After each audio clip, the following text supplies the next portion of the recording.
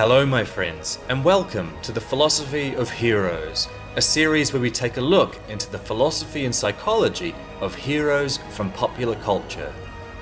Through these character studies, my aim is to analyze modern heroic idols that are held up by our culture in the hopes that we may emulate their values and be a little more heroic in our own lives.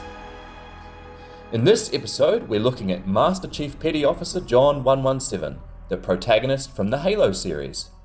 Halo is set in the 26th century and follows an interstellar conflict between various factions, including humanity, an alien alliance known as the Covenant, a parasitic organism known as the Flood, and an ancient alien species known as the Forerunners.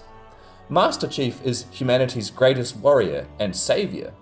He was part of the Spartan 2 program where he underwent vigorous training and physical enhancements, augmented with his signature suit of Mjolnir-powered armor, making him a cyborg super soldier. Master Chief is accompanied by an artificial intelligence construct called Cortana, who serves as his advisor and assistant throughout the story. The Halo series is quintessentially a military sci-fi and explores the themes of war, heroism, and technology, as well as deeper ideas of existentialism, hope, and fate. Indeed, the Halo series is a rich tapestry of references to wider philosophical, religious, and cultural ideas.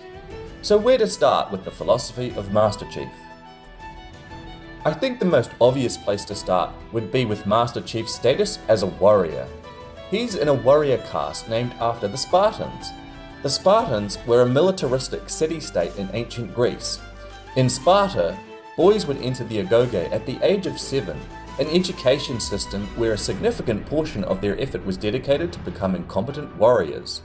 According to Xenophon's account of Spartan society in his work titled Constitution of the Spartans, the agoge's curriculum focused on physical training, military training, discipline and endurance, teamwork and obedience, survival skills, and moral cultivation.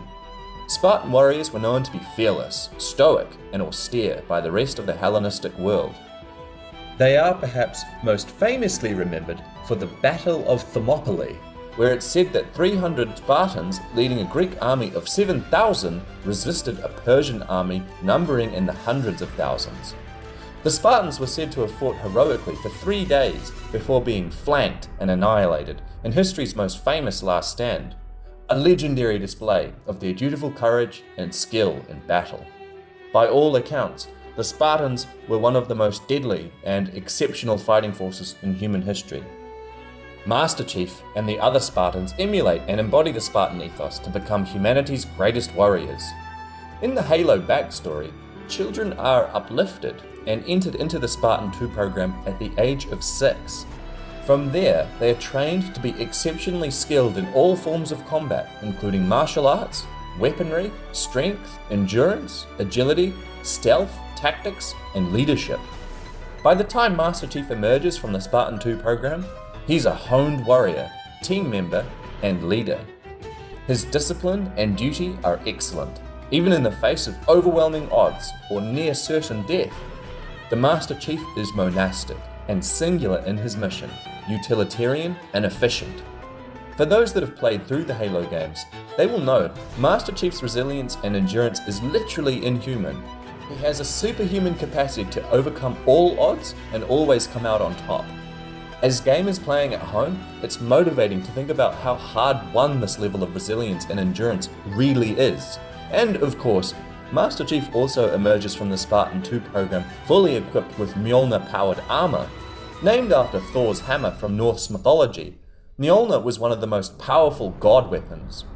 It required the wielder to be incredibly mighty to control its tremendous power. Fans of the Halo series will be aware that regular humans cannot wield Mjolnir-powered armor because the armor overpowers them, tearing their muscles and breaking their bones. It's only once the Spartans become physiologically enhanced that they're able to wield Mjolnir-powered armor.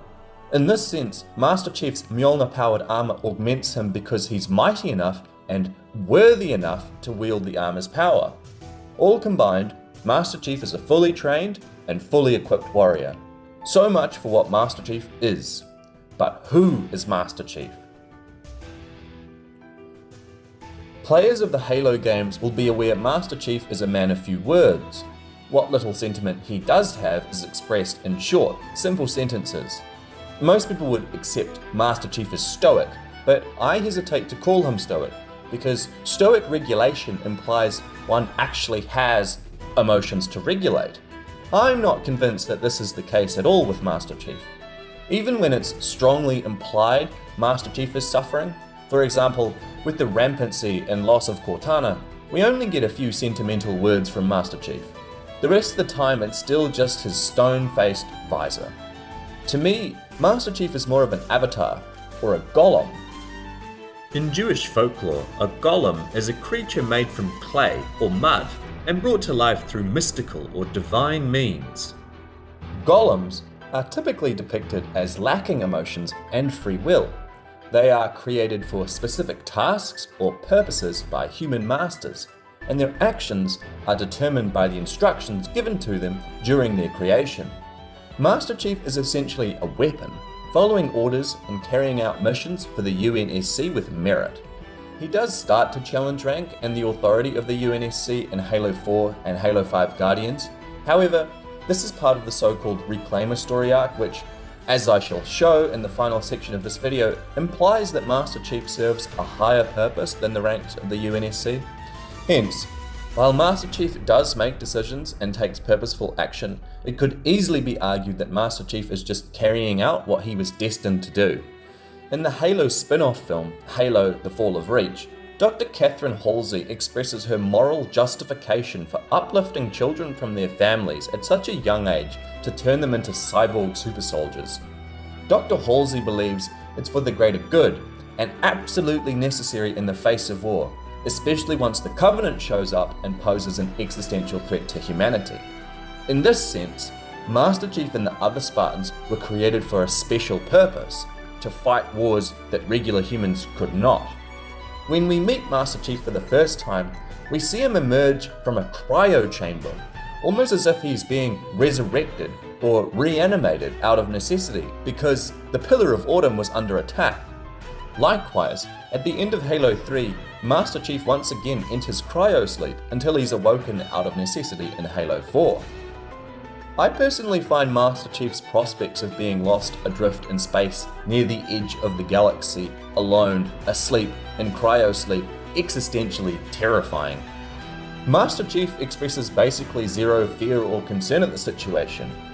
It's almost as if Master Chief's character is analogous to a video game file on a disc in its case until a human player turns on their Xbox and reanimates him. Something I think that is supported by the game's creators, who deliberately wanted Master Chief to be this empty vessel inhabited by the actions of the player. Success of the story is we didn't pump a lot of time into figuring out who the Master Chief was and why he was a ghost in the shell. We thought he is a husk. He's a big green suit of armor that you move around. There's something good about having the Master Chief essentially be a blank slate. That helps each individual person connect to the character. My claim, therefore, is that Master Chief has no self. He's a golem waiting to be animated by external forces in the Halo universe at one level and inhabited by the player at home on another level. Further to this point, Cortana, an AI construct, ironically functions far more like a soul than anything Master Chief says or does. For an artificial intelligence, she is by far more sentimental, emotional, and attached of the two of them. She's a ghost in the machine, so to speak. I believe Cortana's rampancy over the course of Halo 4 highlights her fragility as a consciousness, as a soul. Master Chief doesn't seem to be traumatized by facing existential threats, catastrophic loss of life, ruthless or revolting enemies, and the excruciating loneliness of space. But I would say Cortana almost certainly is. Her rampancy functions as a way to demonstrate the toll the events take on a human soul.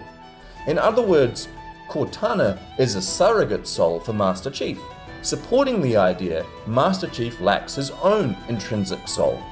This is a well-established idea in Eastern philosophy. Buddhist philosophy claims that things lack intrinsic nature, the doctrine of emptiness or shunyata.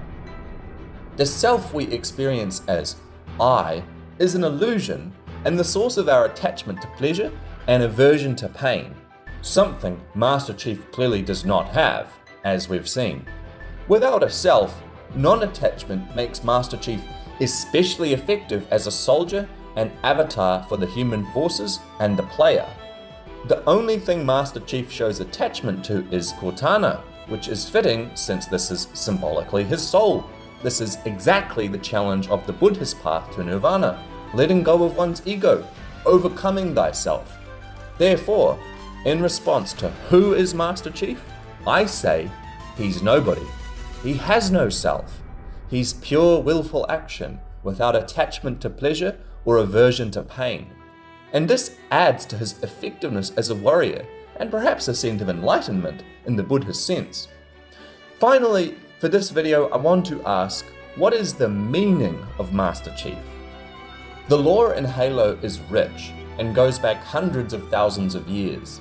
In its sci-fi expanse, we learn that human beings in fact existed prior to the first Homo sapiens in Africa as a spacefaring civilization.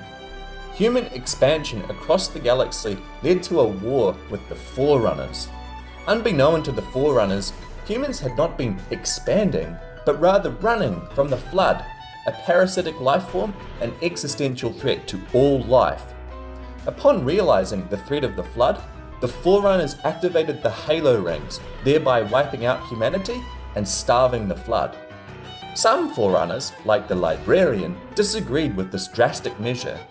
In defiance, the Librarian indexed humanity prior to their destruction and reseeded them on Earth, guiding their evolution with the ultimate purpose of humans reclaiming the mantle of responsibility and succeeding the Forerunners as the stewards of the galaxy. This is why humans, and particularly Master Chief, are referred to as the Reclaimers. The entirety of human evolution leading to the 26th century was seeded and foretold by the Forerunners, leading to humanity's reclamation of the mantle of responsibility. So basically, Master Chief is an instrument of fate. He's the chosen one, if you will. Your physical evolution, your combat skin, even your ancilla Cortana. You are the culmination of 1,000 lifetimes of planning. Something further to note about Master Chief is that he's really lucky. Luck is a funny concept, philosophically speaking. It's as if there's an overseeing power, lightly nudging things in his favor. Are the Forerunners an allegory for God, making Master Chief their chosen son and an allegory for Jesus Christ? Or is there an even higher power at work? It's difficult to say. There are numerous biblical references in Halo, including an ark to save the world from the Flood, a reference to Noah's Ark, and halo rings being a reference to the halos seen orbiting the heads of divine figures.